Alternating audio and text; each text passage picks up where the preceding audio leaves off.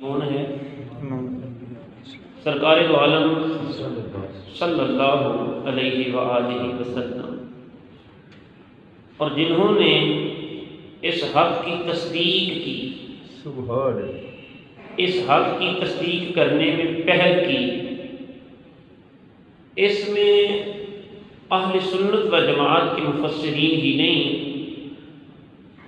بلکہ اہل تشیع کے مفسرین کا بھی یہی کہنا ہے کہ تصدیق کرنے والی ذات اور ہستی جناب ابوبکر صدیق کی ہے۔ سب سے پہلے جنہوں نے تصدیق کی وہ بولیے کون ہیں؟ حضرت ابوبکر صدیق رضی اللہ تعالی عنہ۔ یوں تو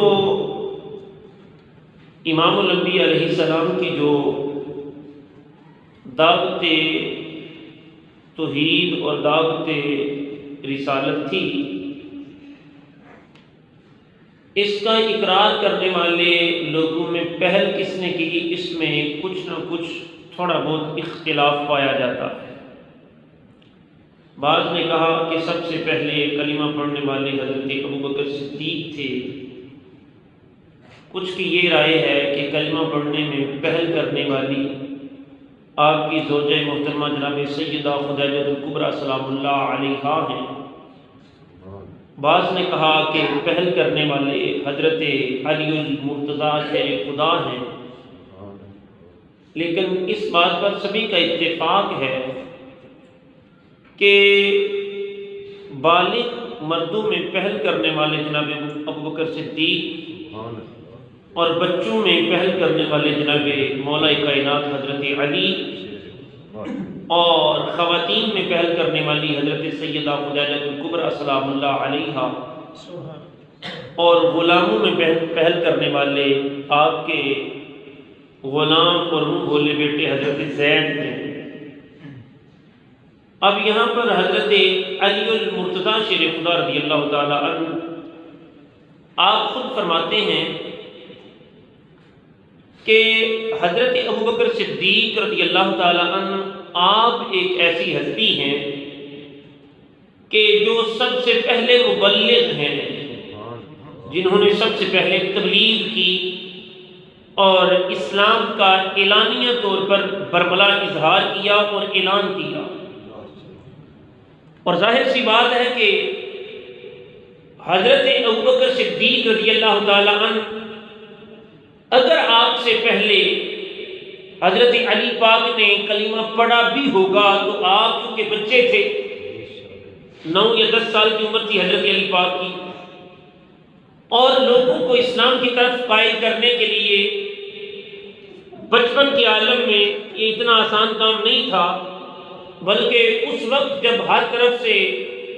دشمنان اسلام کی ایک یلغار تھی اور ہر طرف بے نیام تلواریں لیے لوگ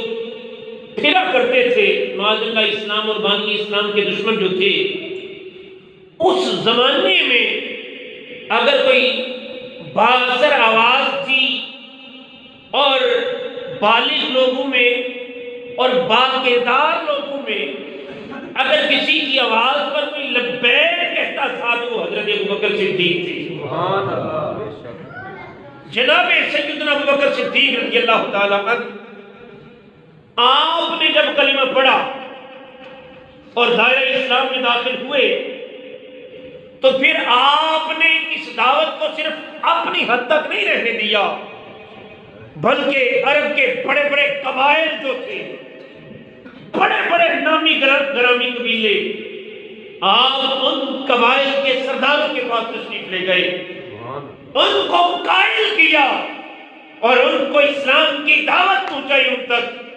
اور آپ کی دعوت پر بڑے بڑے قبیلے جو ہیں وہ اسلام لے آئے۔ قبیلہ بنو سعد کے لوگ، قبیلہ بنو تیم کے لوگ، قبیلہ بنو امیہ کے لوگ، یہ بڑے بڑے قبائل کے لوگ جو تھے،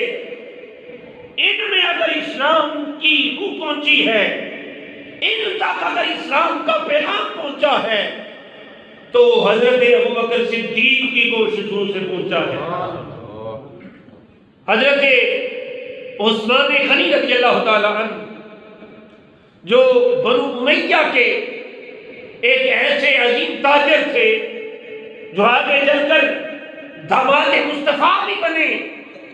اور امیر المومنین بھی بنے، خلیفہ سوم بھی بنے۔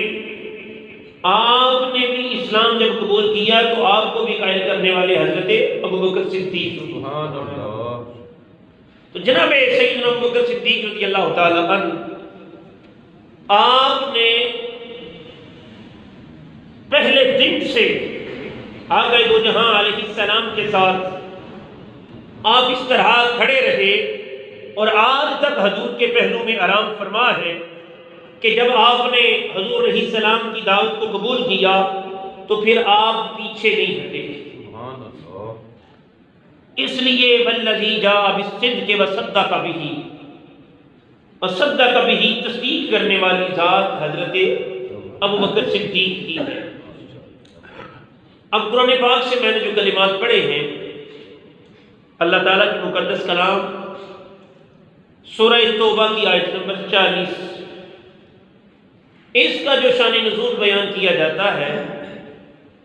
یہ آیت کریمہ غزوہ تبوک کے موقع